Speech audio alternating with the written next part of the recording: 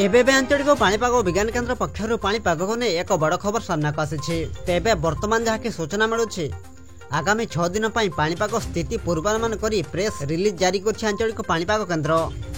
मध्याह्न किंवा संध्या समय राज्यर अनेक स्थान में प्रबल वर्षा सहित घड़घड़ी सह कालबैशाखीर संभावना रही। तेणु विभिन्न जिला को यही समय सतर्क रहा परामर्श देइछि आंचलिक पाणीपाग केन्द्र। तेबे आसंतु नजर पकाइबा आगामी 6 दिन मध्य केउं सब जिले में अधिक वर्षा होवार संभावना रही एवं केउं सब जिला को सतर्क रहा परामर्श देइछि आंचलिक पाणीपाग विभाग।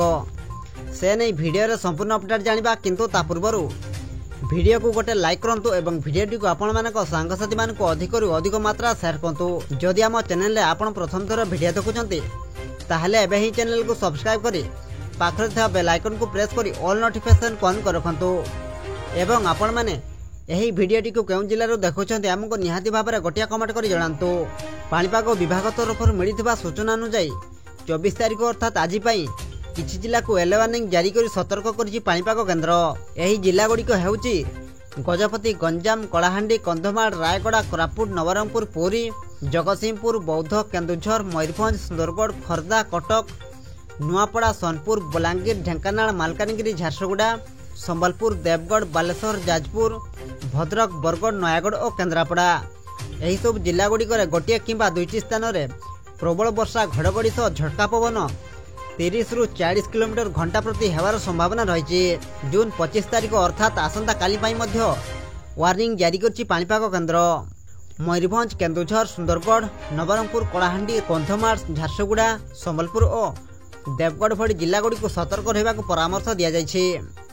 मध्याह्न किंबा संध्या समय यही सब जिला गुड़िकर गोटे किंबा दुईटी स्थान में प्रबल वर्षा और झटका पवन 30 ରୁ 40 किलोमीटर घंटा प्रति हेबार पूर्वानुमान करिछि आंचलिक पाणीपाग केन्द्र।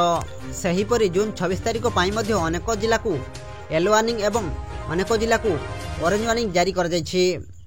गंजाम, गजपति, रायगड़ा, कलाहांडी, कंधमाल, भद्रक, जाजपुर, केन्द्रापड़ा, कटक, जगतसिंहपुर, पुरी, खर्दा, नयागढ़, सुंदरगढ़, बलांगीर, नवरंगपुर, कोरापुट एवं मालकानगिरी भली जिला को येलो वार्निंग जारी करा जाइथिबा बेले केन्दुझर, मयूरभंज और बालेश्वर भली जिला को ऑरेंज वार्निंग जारी करा जाइछि।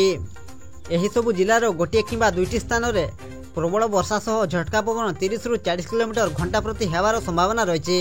सेहीपरि जून 27 तारिख मध्य येलो वार्निंग जारी करछि पाणीपाग केन्द्र। बालेश्वर, भद्रक, जाजपुर, केन्द्रापड़ा, कटक, जगतसिंहपुर, पुरी, खर्दा, गंजाम, गजपति, बरगढ़, देवगढ़, अनुगुड़, ढेंकानाल, केन्दुझर, मयूरभंज, नुआपड़ा, बलांगीर, कलाहांडी, नवरंगपुर, रायगड़ा, कोरापुट और मालकानगिरी भली जिला गुड़िकर मध्य गोटे किंबा दुईटी स्थान में प्रबल वर्षा सह झटका पवन 30 ରୁ 40 किलोमीटर घंटा प्रति हेबार पूर्वानुमान करिछि आंचलिक पाणीपाग केन्द्र।